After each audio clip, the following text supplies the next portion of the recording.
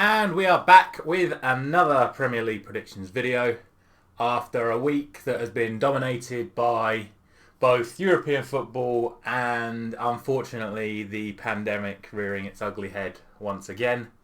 A lot of the European games were played with no fans, which was sad to see after everything seemed to be starting to go back to normal. And then, obviously, we've seen our first major postponements of the season, with Tottenham's game against Rennes being called off, and this weekend's game with Brighton also being called off, which you'll see in a moment when we get to our predictions. Not really a lot else to say about the week leading up to it, so I'm just going to get straight into it today. Drop a like if you enjoy this series. Let's get into my Game Week 15 predictions to see how I got on. Here we go. So, as you know by now, these are the predictions that I made, and these were the real life scores. Starting with West Ham and Chelsea, and I said last week that if you'd have offered me this fixture 2 weeks ago, I'd have probably gone for a West Ham win. However, given West Ham's poor run of form, I went for the 2-0 to Chelsea, and West Ham rediscovered their form. Yes, they did lose last night, but they played a much, much weaker team. And fair play to West Ham, they thoroughly deserved that victory, albeit by a freakish winner from Masuaku. But no points for me, 3 points to West Ham, very good job from them. Newcastle and Burnley, I don't really have any complaints over that one. I went for 2-0 because I believe Newcastle could get 2 goals. It ended 1-0, 1 point for me, not really a lot else I can say. The first of 2 games that were, shall I say, ruined by stoppage time drama from my own personal perspective. Obviously, I would have got a point for a 1-0 Southampton win, and I may have had a Southampton defender in my fantasy football before Neil Mopai decided to score in the 98th minute, thanks to what Ralph Hasenhüttl seems to think is due to the goalkeeper not saying he needs to come off, and James Ward-Prowse playing everyone onside. But whatever, no points for that one. That's not the one that really annoyed me, because Liverpool getting a 94th minute winner against Wolves is the one that really annoyed me as a Manchester United fan. It would have been nice to see Liverpool drop points away against Wolves. Obviously for the predictions I still get a point, but yeah, that one hurt to see Liverpool get that 94th minute winner, and I'm sure the Liverpool fans watching will be laughing at me right now.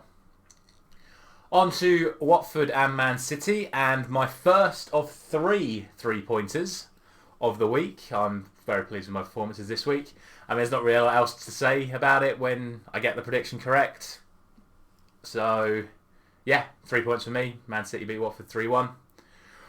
Leeds and Brentford was a far, far different game than I could have foreseen. Obviously, the reason I went for 2-0 Leeds was because of the injury to Ivan Toney, and Brentford proved how little they really needed him. Put on a real good performance, and to be honest, probably deserved their 2-1 victory until the returning Patrick Bamford scored yet another stoppage time goal that mattered. This time getting the 2-2 draw, and I'm going to shout out Lewis Cullerton in the comments, who accurately predicted Leeds and Brentford 2-2. So, fair play to you, well done there. On to my team, Manchester United and Crystal Palace, Ralph Rangnick's first game in charge, and as a United fan I was really pleased with the performance. Little concerned it took us so long to actually get the goal, but all due respect, Crystal Palace defended fantastically, so fair play to them for that. A really good goal from Fred, who seems to have really turned it round in the last few weeks. A 1-0 win, 1 point for me, 3 points for Man United, and yeah, I'm quite happy with that. Looking forward to see how we get on from there. Tottenham and Norwich, again, not really a lot to say. I predicted 3-0, it was 3-0. 3 points for me, very happy about that. Conte seems to have got their defensive outlay working properly, but now obviously they've had their next 2 games called off, so not really a lot more we can say there. Aston Villa and Leicester as well. 2 3-pointers for me on Sunday. Yeah, 2-1 to Aston Villa. Thoroughly deserved the victory. Probably could have been by more, Leicester do look very shaky in defence at the moment, as proven again last night by losing 3-2 to a very depleted Napoli team, costing them their place in the Europa League. So, a lot of work for Brendan Rodgers to do at Leicester right now. 2-1 Aston Villa. Finally, the Monday Night Football. And my word, it's amazing what a couple of correct VAR decisions can do to a team and I'm going to say audience, but fan base. The two Richarlison goals that were disallowed really seemed to galvanise the crowd and the players and push them on and rediscover some of that energy they had at the start of the season. Obviously, the 2 goals came from 2 brilliant strikes from Damari Gray. And Everton got the 2-1 win, meaning I get no points. But I would be remiss if I didn't mention this and shout out to my mate, James Morris, in the comments, who is an Arsenal fan, by the way, for accurately predicting Everton to beat his team Arsenal 2-1. And I have to say, when I saw that this morning, that one really made me chuckle. So, congratulations on your 3 points, James, and unlucky about not getting any points in real life. So, rounding off this week, we get a game week score of 12, which I'm really pleased with. That might be my best score so far. I can't remember, to be honest with you. But that is an overall season score now of 91. As you've seen there, you comment down below with your predictions. If I see anything that is outstanding, I will display it on the next video. So get your comments down below. Let me know how you're getting on as well. And let's finally move on to Game Week 16's predictions. And here are the matches. Now you'll notice there is a gap on the left-hand side, and that is obviously because Tottenham and Brighton was called off. That is where that was until this morning when I removed it. And I wasn't going to move the rest of the presentation around just for that. So, starting off with Brentford and Watford, which is a game being played tonight. So, fantasy football fans, this is your Friday morning warning that there is a Friday night football tonight, and it is Brentford and Watford. As for my prediction itself, I'm going to give this one to Brentford. Like I said, I think they deserved their victory. Well, they deserved a victory against Leeds before Bamford stole it away from them. Watford will still be full of confidence. They've put in good performances against good teams recently. But I just have this feeling on Brentford this week, and I'm going to go 2-1 Brentford in the Friday night football. Moving on to Saturday, and the lunchtime kickoff is Man City and Wolves. Again, Wolves are going to be a team that are full of confidence. Obviously heartbroken by the goal that they gave away against Liverpool in the last minute, but that's going to make them feel like they can get a result against a big team. City obviously seem to be on that run that they get on at this time of year where they're completely invincible and picking teams apart. So, with both of those things said, I'm going to go for a 2-0 Man City win. Again, I think Wolves will put up a good performance, but in the end, City will just have too much quality. But I'm not going to go overboard, so just 2-0 to City. Arsenal and Southampton. Again, I think this should be a pretty simple win for the home team. It's unclear if Smith Rowe is going to be available, and it was noticeable that he was absent in the Everton game last week.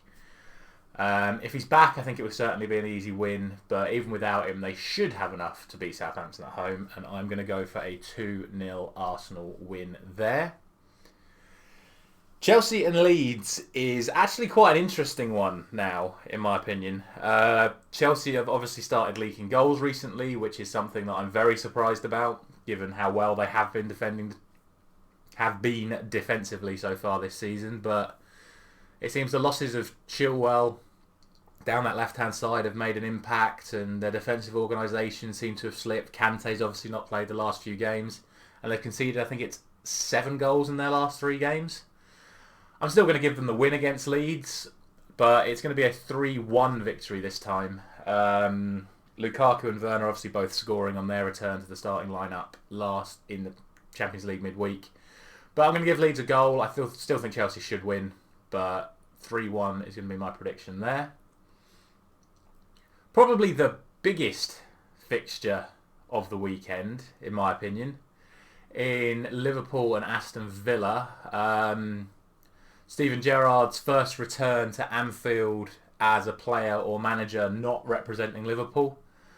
Aston Villa obviously playing really, really well at the moment. They put up that great fight against City, of course, last week. And I don't think they'll get the result against Liverpool, but I think they'll certainly give them a good run for their money. And I'm going to go for a 2-1 win to Liverpool there. They should still have the quality to beat Villa, but Villa definitely have the means to hurt Liverpool. So don't be surprised if Villa do get something, but I thoroughly expect Liverpool to get the win there. On to Saturday evening's game, we have Norwich and Manchester United. Obviously, my bias is going to kick in here, but at the same time, Manchester United should easily be winning against Norwich, be it home or away. I'm going to go for a 3-0 win. To be honest, if we play the way we played against Crystal Palace, and if Norwich don't get their defensive act going well, it should easily be more than 3-0, but we'll see. Obviously, we're only a week and a bit into Ralph Rangnick's era, but I'm full of optimism, I'm full of confidence, and I think 3-0 is more than a fair result for that fixture. Interested to see how we do. On to Sunday, which would have been 4 matches, but obviously Tottenham has been called off, so straight through to Burnley and West Ham. And again, a difficult one to call this, purely because form is a bit up in the air. Burnley had started to get their form going, but then they've tailed off again. And then on the flip side, West Ham were in a bad run, and now they seem to be having it back again. So with that said, I'm going to go for 2-1 West Ham. The reason I'm going 2-1 over 2-0 is it looks like they may have their entire back line out injured, West Ham. Apparently Johnson, Sofal, Zuma, obviously Obonna's out for the season. An awful lot of their regular defenders are going to be missing. So with that said, Burnley might capitalise, might even get a result because of it. But it seems West Ham will still have all their attacking options available. So I would expect them to get the job done away at Burnley overall. So 2-1 there. Leicester and Newcastle is another one that could be, well, just very hard to predict. Because like I said, Leicester at the moment, their defence is absolutely all over the place. They need to lock it down, really. But at the same time, they are still creating a lot of chances and scoring a lot of goals. I'm going to go 2-1 Leicester because of where the game is being played. Leicester should be beating Newcastle at home. But off the back of their first win of the season, Newcastle are going to be well up for this. They're going to have seen Leicester's defensive frailties over the last few weeks and try to exploit it, I think. I could see this being a lot more high scoring, but as I said last week, I'm not the sort of person that's ever going to go for like a 4-2 or a 3-3 or something like that. So I'm just going to play it safe. I'm going to go 2-1 Leicester. But don't be surprised if there are a lot more goals in that game. And to be honest, don't be surprised if you see Newcastle get a result there. Yeah.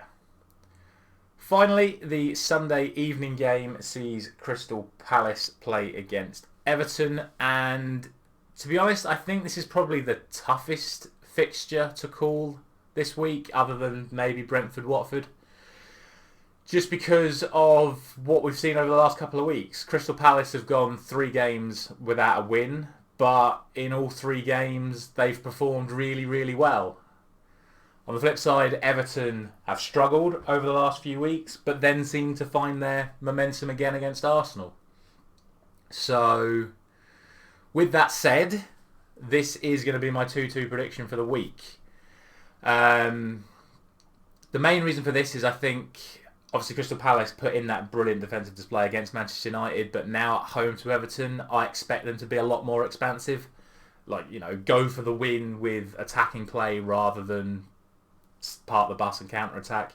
So I think that'll make the game a lot more open, and I can see there being a lot of goals in this game. And that's why I've gone for 2-2. And that will be it for this week's predictions.